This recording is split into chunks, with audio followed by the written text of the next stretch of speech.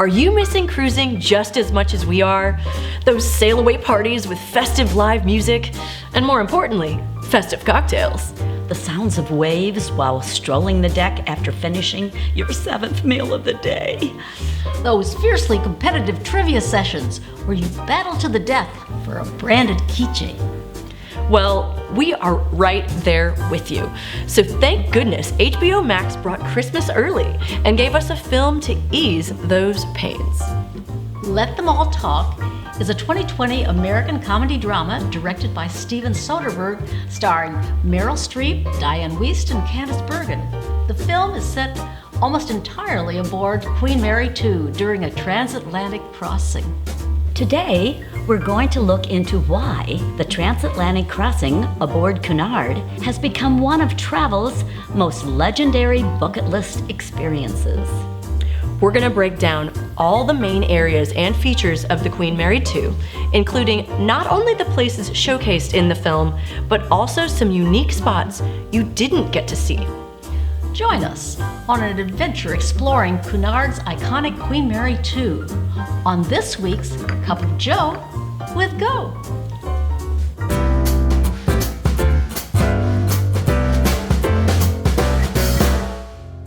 Welcome to A Cup of Joe with Go, your source for everything travel, brought to you by Go Travel. I'm Susan. I'm Julia. And I'm Rosie. And we brought our bellboy. Isn't he cute? Okay, now ladies, just calm down. We're here to talk about the film and not the bellboy.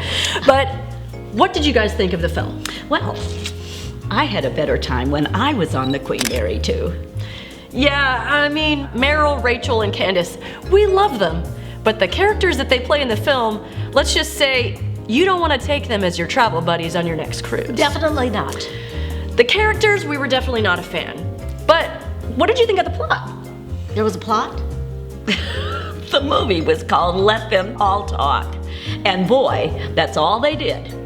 And we did get to see Candice Bergen's character make a nightly event of hunting for wealthy men and then spending each following day Googling their net worth. Now that was entertaining. Yes, with the exception of a handful of humorous scenes, this is quite a lengthy and slow-moving film. But regardless, it's really interesting how they made this film. First of all, it was shot during an actual transatlantic crossing in August 2019. And the background characters you see in the film are actual passengers. Really neat. And although we were clearly not super fans of the film, we do give credit where credit is due in regard to one major artistic feat of the film. Nearly all of the dialogue was improvised. Soderbergh would of course tell the actors the main gist of how the scene was supposed to go, but once he yelled action, the rest would be up to them. So all jokes aside, do keep this in mind if you decide to watch the film. It will for sure bring you a different perspective. Now, I'm really excited about looking into greater detail at the Queen Mary II. But first, let's take a look at what makes the transatlantic crossing aboard Queen Mary II so iconic. History plays a big role.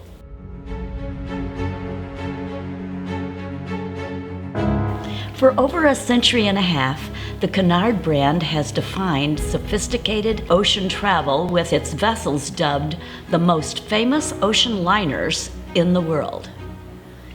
Where did it all begin? In 1840, Samuel Cunard, a war veteran and timber merchant from Halifax, Nova Scotia, established the Cunard Line. His ships were steam-powered ferries, the first in the area, and over the next few years, Cunard branched out to ocean steam, providing mail service to Prince Edward Island, along the coast, and later across the Atlantic.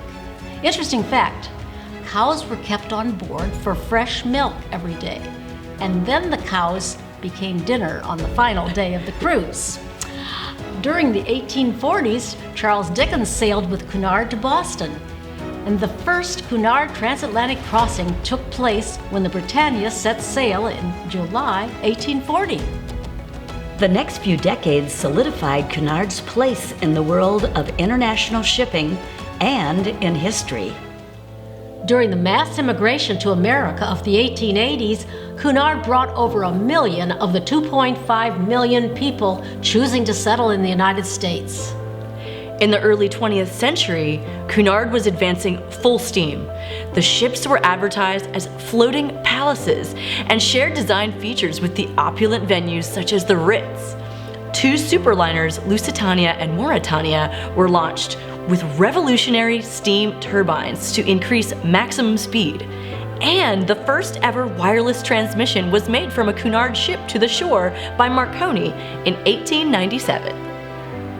Even with all this amazing progress, we know indeed the cruise industry still had a lot to learn about safety. In 1912, as the Titanic sank, Cunard's Carpathia arrived on the scene to rescue the survivors. After the tragedy, safety on cruise ships would be changed forever. Fast forward to 1922, Cunard pioneered the world cruise and since then have undertaken more world voyages than any other passenger line. In the 1930s, Cunard began its close and enduring relationship with the British royal family.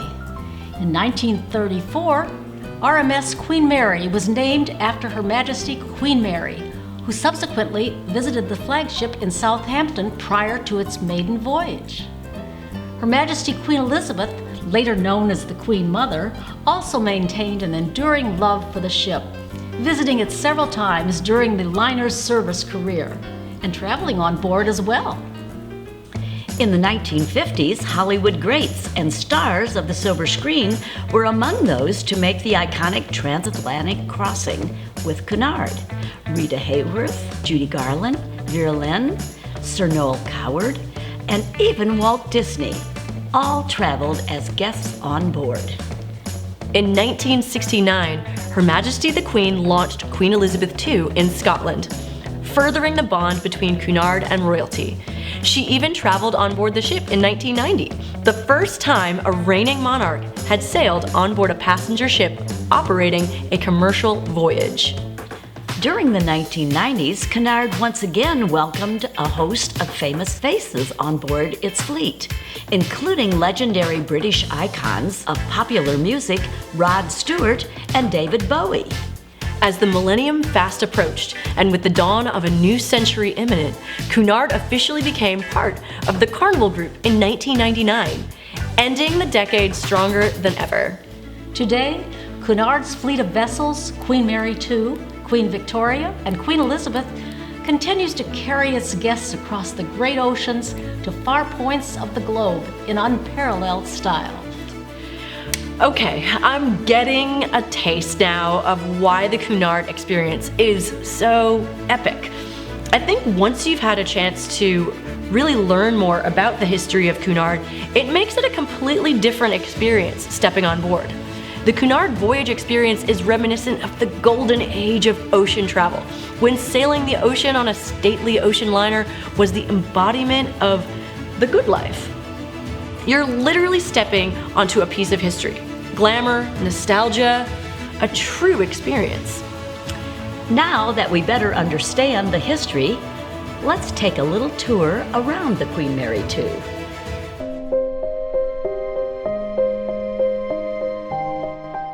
Welcome to the most famous ocean liner in the world.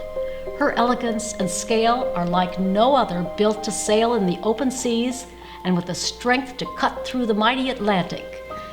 Nestled within her graceful lines are 15 restaurants and bars, 5 swimming pools, a full-size theater, a casino, Canyon Ranch Spa Club, a 3D cinema, a full-scale floating planetarium, and the largest dance floor at sea. There are acres of deck space and a traditional promenade deck that circumnavigates the ship. She even has kennels to accommodate 4-legged guests in style during transatlantic crossings. You know, they even have a lamppost and a fire hydrant on the area of the deck reserved for dog walking. Yes, make those doggies feel right at home.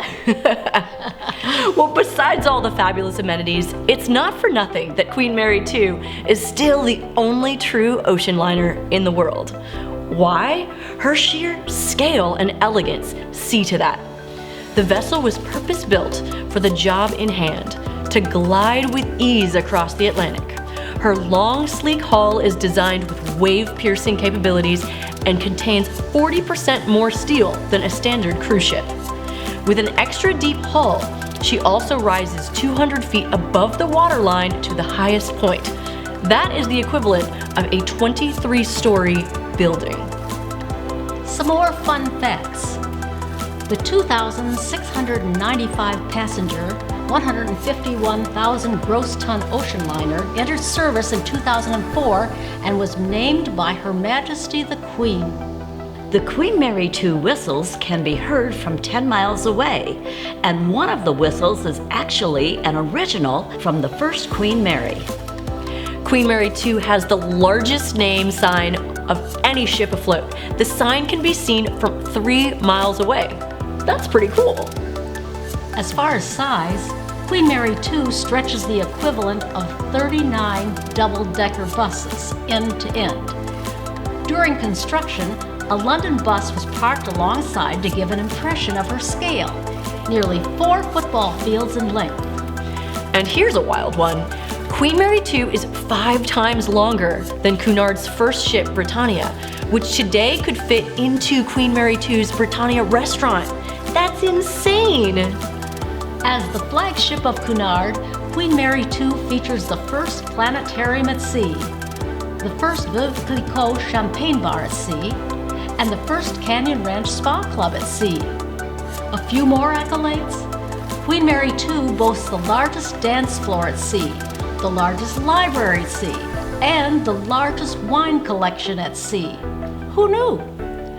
Okay, so in Let Them All Talk, there were quite a number of scenes taking place in Meryl Streep's fabulous duplex suite, the Windsor Suite. So we definitely need to take a closer look at that. But first, let's get real. In the movie, they basically imply that they are arranging this voyage for her character pretty much last minute. This is absolutely not realistic. No way the Windsor Suite would just happen to be available.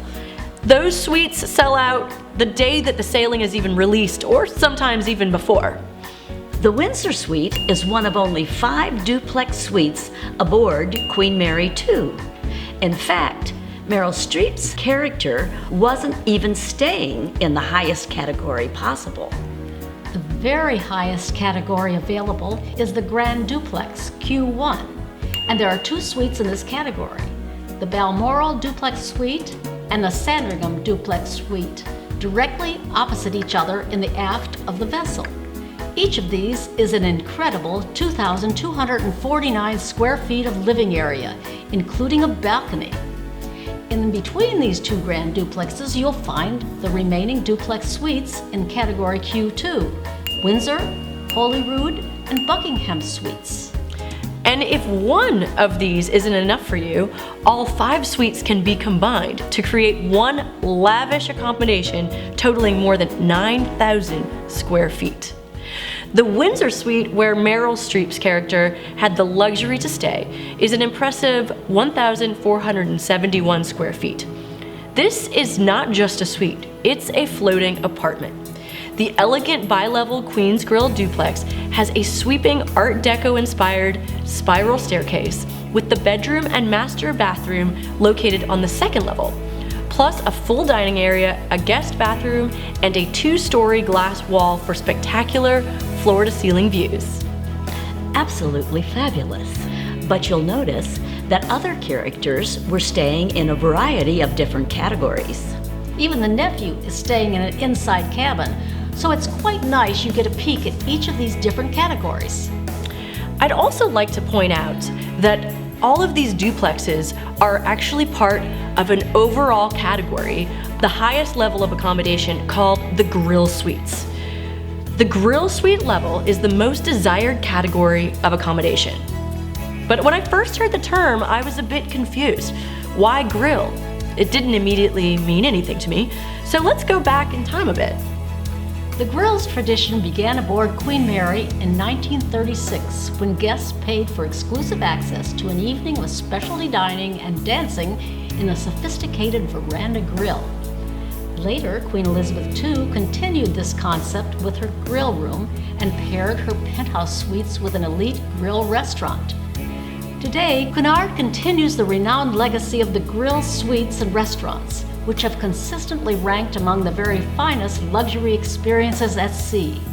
So one thing to remember next time you are booking your Cunard journey, when you think grill, you can think the very best on board. So besides accommodation, what else can we find on board? In Let Them All Talk, we see Meryl Streep's character doing her author talks in the planetarium. While crossing the Atlantic, guests can experience the world's first floating planetarium, Illuminations, offering up to 4 showings on sea days and seating 150 guests per show. When the dome is retracted, Illuminations is used as a 498-seat showroom and movie theater. Just outside the planetarium on deck 2 is where you'll find the game tables, where Candice Bergen and Dianne Wiest met for their daily games of Monopoly and Scrabble. Another heavily featured location in the film was the fabulous 2-story library, where several significant conversations took place. Cunard liners have always featured the finest libraries. In fact, Cunard offered the first library at sea aboard the Bothnia in 1874. But today, each library on board the Queen's boasts a large collection. Queen Victoria and Queen Elizabeth each have over 6,000 volumes, and Queen Mary II contains over 8,000 volumes, the largest library at sea. Moving on to one of the most prominent venues aboard Queen Mary II, the Queen's Room. The elegant tradition of afternoon tea is a Cunard signature, not to be missed. White-gloved waiters serve delightful cucumber sandwiches, fresh scones, and tea, accompanied by the sounds of the orchestra in the magnificent Queen's Room Ballroom. And let's not forget the awkward interaction between Candice Bergen and Meryl Streep's characters during one of these afternoon tea sessions during the film. In the evenings, the Queen's Room transforms into a glorious ballroom with dancing, cocktail parties, and themed evenings. In the Golden Age, among the highlights of each voyage were the grand balls where guests brought out their finery and danced till dawn. Today, Cunard still offers ballroom dancing every night in the Queen's Room to the accompaniment of live big bands, including 2 or more grand-themed balls per week. Gentlemen dance hosts are always on hand, so the ladies never have to go unpartnered on the dance floor. And as far as other convenient venues on board for a late-night rendezvous, Queen Mary II has quite a number of options. There's the Veuve Clicquot Champagne Bar, where you can sip champagne from Waterford crystal flutes, choosing from 7 different Veuve Clicquot champagnes. The Golden Lion Pub. Everything you'd expect of an authentic English pub, but something really neat. Why the Golden Lion? It was named after Cunard's trademark Golden Lion crest. Yes, have you ever really looked close at the crest? Get out your magnifying glass, and now you have a fun new piece of trivia. The Commodore Club majestically overlooks the bow of Queen Mary II and provides glorious panoramic views as guests sail toward the horizon. This is where you go for the perfect martini.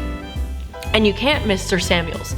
Named after the founder of Cunard, Sir Samuel's offers views over the ocean with comfortable chairs to while away a few hours. A tribute to Sir Winston, Churchill's Cigar Lounge presents fine cordials and brandies, as well as a worthy selection of the world's best cigars. On board Queen Mary II, guests will also find the elegant nautical-themed chart room, a classic lounge featuring live jazz combos. And then there's my favorite, G32, the nightclub. Yes, Queen Mary II has a nightclub. Are you surprised? In the film, we see 2 of the characters briefly hit the club in one of the scenes. But I've gotta say, I do question if the G32 is as wild as they portrayed it in the film, especially on a 7-night crossing. I have my doubts. But hey, maybe this was 8 o'clock, even though we were kind of led to believe it was 2 a.m. Anyway, G32 is a dual-level nightclub where guests can dance the night away to the sounds of the resident party band and DJ. And I'm gonna throw out another fun piece of trivia for you. G32 got its name from the ship's hull number, the number used by shipbuilders in the shipyard before Queen Mary II was named. so that the workers knew which vessel they were working on each day. I absolutely love that. They really have woven pieces of history seamlessly into every piece of this ship.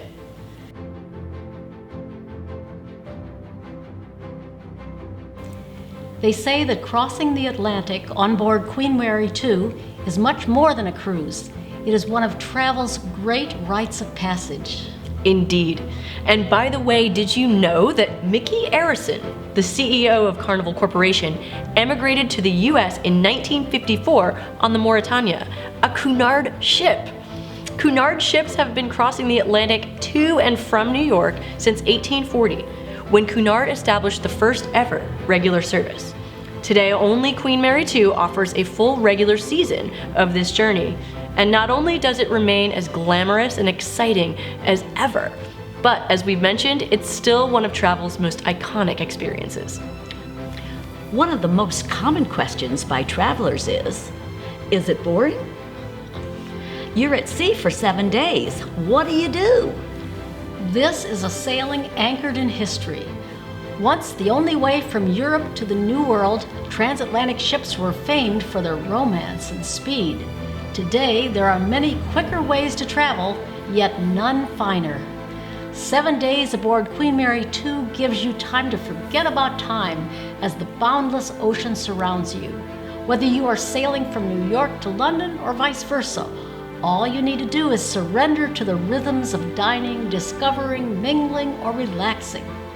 On top of that, Cunard offers Cunard Insights on every single sailing. From astronauts to authors, this program offers lectures by famous historians, celebrities, and personalities. So in reference to the movie, this falls perfectly in line with how Meryl Streep's character, Alice, a prestigious author, was able to get a complimentary journey aboard Queen Mary II in exchange for several lectures during the journey.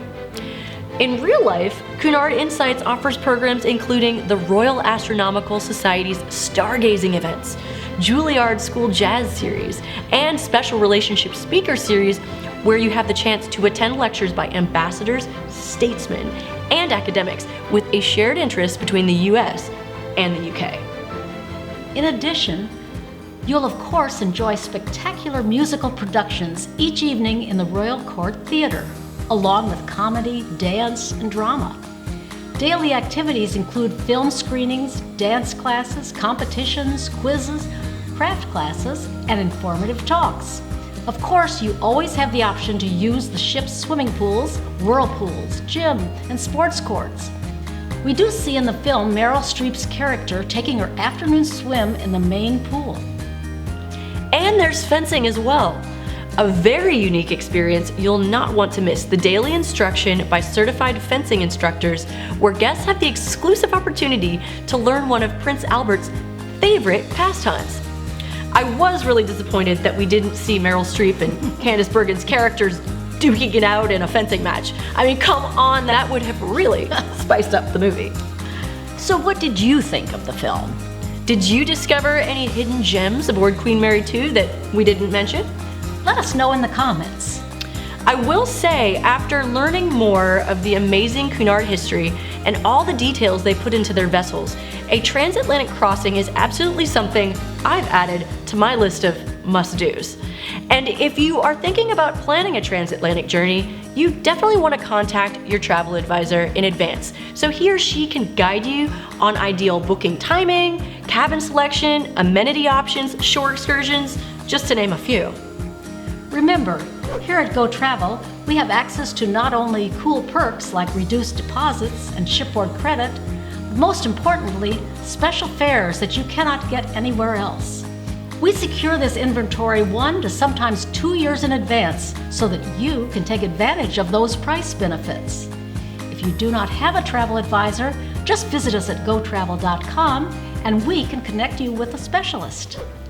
Thanks so much for joining us today on our little transatlantic adventure. Don't forget to subscribe. And be sure to join us next week for another Cup of Joe with Go.